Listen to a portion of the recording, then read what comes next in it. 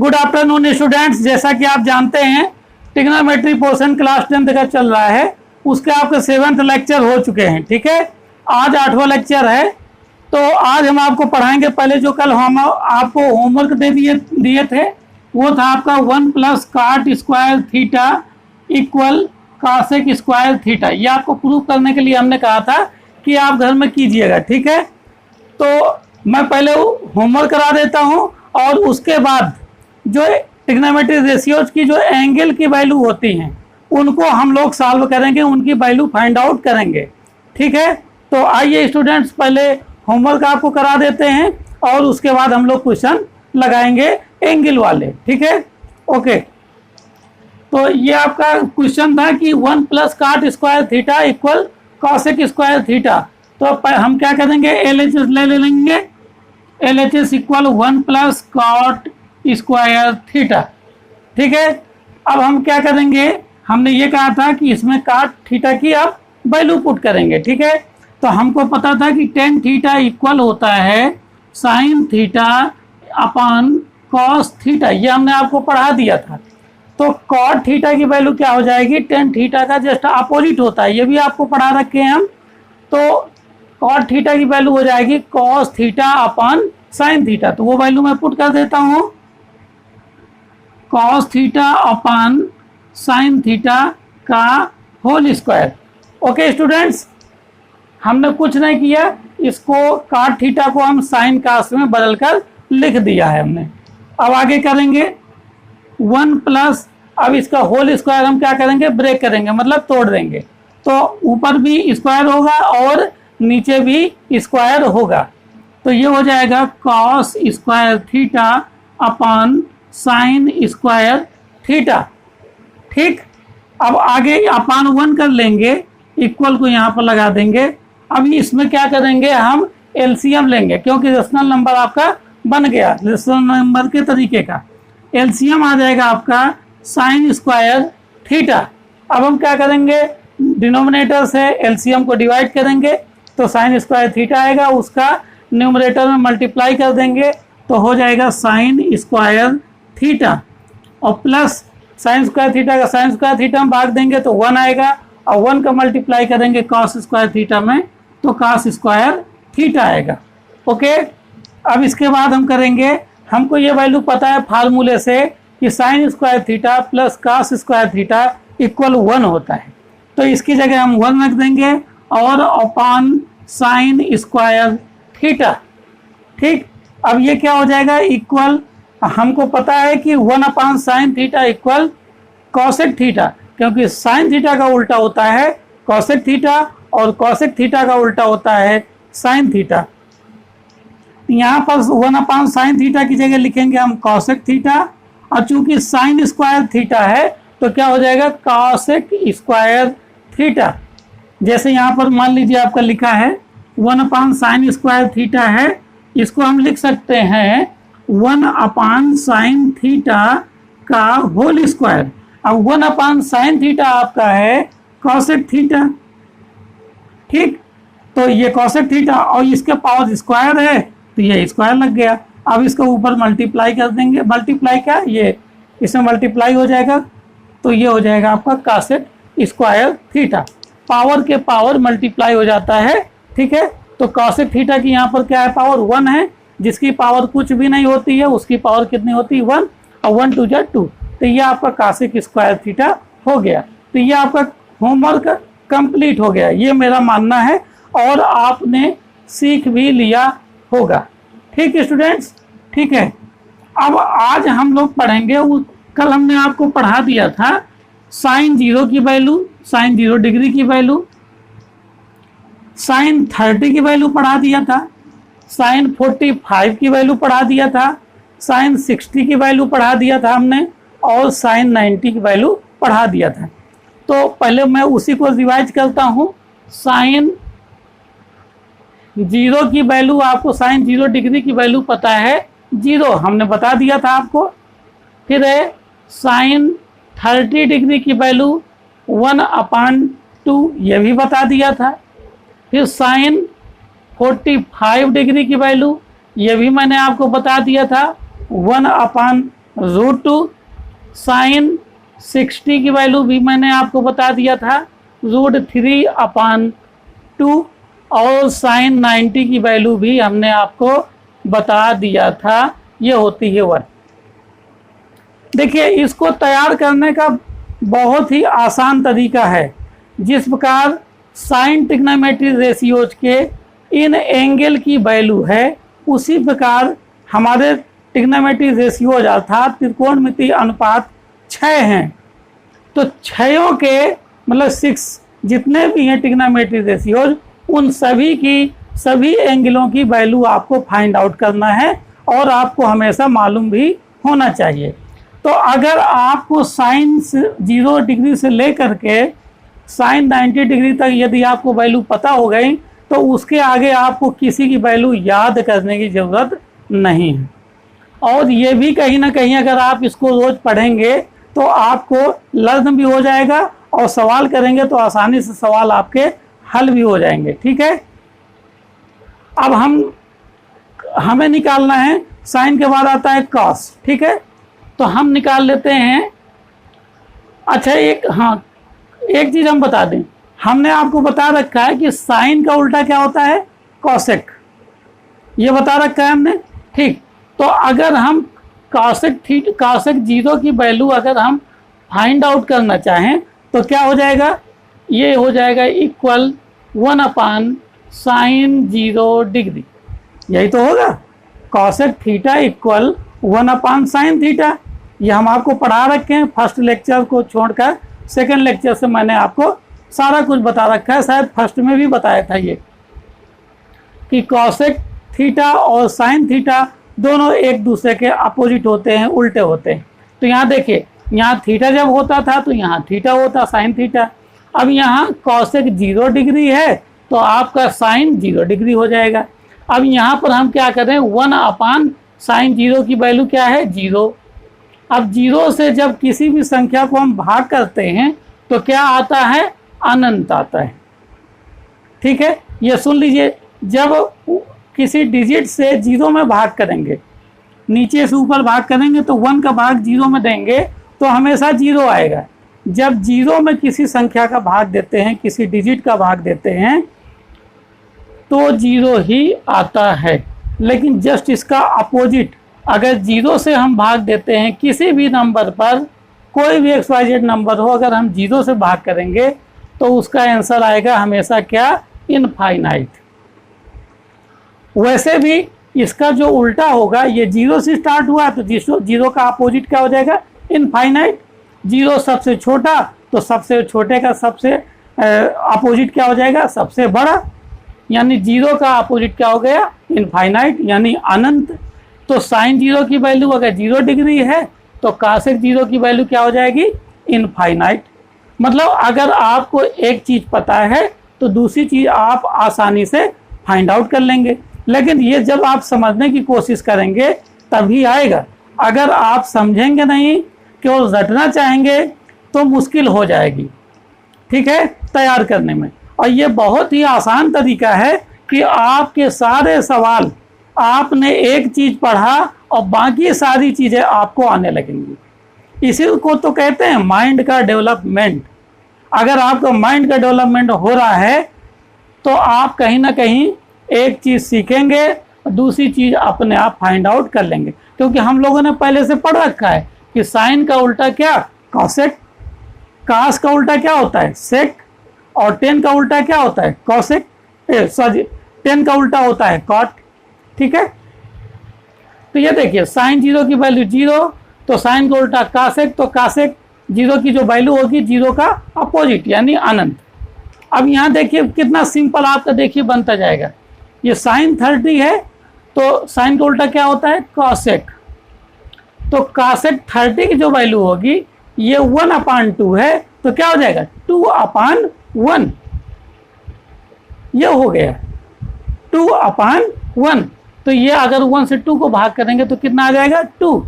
यानी अगर साइन की वैल्यू आपको पता है तो बहुत ही आसानी से बिना किसी दिक्कत के आप कॉसेक की सेम डिग्री की वैल्यू आप फाइंड आउट कर लेंगे। ये मेरा मानना है, लेकिन आपको प्रैक्टिस तो करना ही पड़ेगा, क्योंकि पहली बार में कोई चीज़ नहीं आती। कोशिश आप करेंगे, सॉल्व मैं कराऊंगा, डायरेक्शन मैं दूंगा और आपको 100% आने लगेगा। ठीक है स्टूडेंट्स, ओके। अब मैं कहूं कि आप बताइए sin 45 की वैल्यू 1/√2 है, तो cosec 45 डिग्री की वैल्यू क्या होगी? तो √2/1 हो जाएगी, जस्ट अपोजिट है। sin 60 की वैल्यू √3/2 है, तो आप बताइए, मेरा अनुमान है अगर आप ढंग से सीख रहे होंगे तो आप सीख गए होंगे, जस्ट इसका अपोजिट, क्योंकि साइन का उल्टा होता है कॉसेक। तो sin 60 की वैल्यू अगर √3/2 है, तो कॉसेक 60 की जो वैल्यू होगी वो 2/√3 हो जाएगी। ये मेरा मानना भी है कि आप समझ गए होंगे। अब आप लास्ट में आ जाइए, sin 90 की वैल्यू 1 है, sin 90 की वैल्यू 1 है, तो cosec 90 की वैल्यू क्या होगी? तो यहाँ अगर आप देखें, इसको 1/1 भी कर सकते हैं, तो जब इसको पलटेंगे, उल्टा करेंगे, तो भी 1/1 हो जाएगा। यानी cosec 90 की जो वैल्यू हो जाएगी वो कितनी होगी बताइए? 1 ही तो होगी। ठीक है, तो मेरा मानना है ये आप अब अच्छे ढंग से आप सीख गए होंगे। ठीक है, नहीं सीख गए आप बताइए? थोड़ा सा मैं आपको एक क्वेश्चन देता हूँ, एक बुक है, उस बुक में क्वेश्चन लिखा हुआ है कि जब वैल्यू हमको पता हो तो हम क्वेश्चन, दिए गए क्वेश्चन को कैसे हम सॉल्व करते हैं। ठीक है स्टूडेंट्स, तो मैं ज़रा आपको वो दिखा देता हूँ, एक क्वेश्चन देता हूँ कि कैसे लगाएंगे। तो पहले इसको मैं रफ कर दूँ, ये चाहे तो मैं पहले वैल्यू लिख देता हूँ, cosec 30 की तो हो ही गई। अब मैं लिख देता हूँ cosec 45 डिग्री, तो ये हो जाएगा आपका √1 यानी √2, क्योंकि √1 होगा, 1 से √2 को डिवाइड करोगे तो √2 आएगा। अब cosec 60 डिग्री की जो वैल्यू हो जाएगी आपकी क्या हो जाएगी? 2/√3। ठीक है, समझ पा रहे हैं आप? और जो cosec 90 की वैल्यू होगी वो कितनी हो जाएगी? 1 ही हो जाएगी। यानी sin 90 की वैल्यू और cosec 90 डिग्री की वैल्यू कितनी होगी? 1 होगी। इसको बहुत ही अच्छे ढंग से समझने की कोशिश करना है, क्योंकि कहीं ना कहीं जब हम आगे बढ़ते चले जाएंगे, आगे की एक्सरसाइज आएंगी, तो कहीं ना कहीं यही चीज़ आपको हेल्प करेंगी सवाल लगाने में। ठीक है, अब देखिए, अगर हमको साइन की वैल्यू पता हो गई और साइन के जस्ट अपोजिट cosec की भी वैल्यू पता हो गई, अब मैं आपको एक चीज बताता हूं कि cos की वैल्यू कैसे अब निकालेंगे। cos की value, cos 0 degree, cos 30 degree, ठीक है, और cos 45 डिग्री, ठीक, और cos 60 डिग्री, ठीक, और cos 90 डिग्री। देखिए यहाँ पर आपको रटना कुछ भी नहीं है, क्योंकि रटने से चीज़ें भूल जाती हैं, कहीं ना कहीं रटने से चीज़ें भूल जाती हैं, लेकिन यदि आपने समझ लिया है इसको तो भूलने वाला कुछ भी नहीं है। ठीक है, देखिए हम कितनी आसानी से साइन की वैल्यू पता होने पर cosec की वैल्यू निकाल लिए थे। अब यहाँ पर आपको दिखाएंगे कि कितनी आसानी से हम साइन की सहायता से cos की वैल्यू निकालेंगे। कुछ नहीं है, साइन की जो वैल्यू है 0 डिग्री की और 90 डिग्री तक, वो 0 से लेकर 1 तक यानी बढ़ते हुए क्रम में है, इंक्रीजिंग ऑर्डर में है। यहाँ पर क्या होना है कि डिक्रीजिंग ऑर्डर में हो जाएगा। यहाँ 0 से स्टार्ट है 1 तक, यहाँ पर क्या होगा 1 से लेकर स्टार्ट होगा 0 तक। ये 1 हो जाएगा, ये √3/2 हो जाएगा, ये 1/√2 हो जाएगा, ये 1/2 हो जाएगा और ये 0 हो जाएगा। लीजिए, बड़े ही आसानी से, आपको कुछ भी नहीं करना पड़ा। क्योंकि ये ध्यान रखिएगा, आप ये सोच सकते हैं कि सर जी ये वैल्यू क्यों निकलवा रहे हैं, कहीं रटने को तो नहीं दे रहे हैं। आपको रटना तो है ही नहीं, आपकी क्लास में आपको रटने को ही दिया जाएगा कि बच्चों रटो। रटने से कोई भी फायदा नहीं हो, भूलना ही है आपको। कोशिश करिए, देखिए मैं आपको बता रहा हूँ, आप फंडामेंटल चीज़ों को पहचान कर रखिए कि कहाँ पर कैसे होता है। ये फंडामेंटल चीज़ें आपको आगे की क्लास में और आगे की एक्सरसाइज में जितने भी सवाल लगाए होंगे उनको लगाने में मदद करेंगे, और इन्हीं की सहायता से सारे क्वेश्चन आपके सॉल्व होंगे। जब आप ये सेंटेंस ये समझेंगे इन चीज़ों को, तो कहीं ना कहीं बेहतर पाएंगे आप अपने आप को। ओके, तो ये देखिए साइन 0 की वैल्यू 0, तो cos 0 की वैल्यू 1, उल्टा हो गया। यहाँ साइन 30 की वैल्यू 1/2, तो यहाँ क्या हो जाएगा, cos 60 की वैल्यू 1/2। तो मेरे कहने का मतलब है, अगर ये सीरीज आपको तैयार है तो जस्ट इसका अपोजिट cos 0 से लेकर 90 डिग्री की वैल्यू हो जाएगी। साइन 0 की वैल्यू 0, तो cos 0 की वैल्यू 1, साइन 30 की वैल्यू 1/2, तो cos 30 की वैल्यू √3/2, क्योंकि साइन की वैल्यू इधर से चल रही है और cos की वैल्यू इधर से चल रही है। साइन की वैल्यू छोटे से बड़ा और cos की वैल्यू बड़े से छोटा।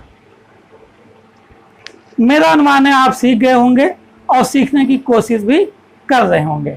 अब जब आपकी cos की वैल्यू पता चल गई, तो देखिए हम लोग sec की वैल्यू कैसे निकाल लेते हैं।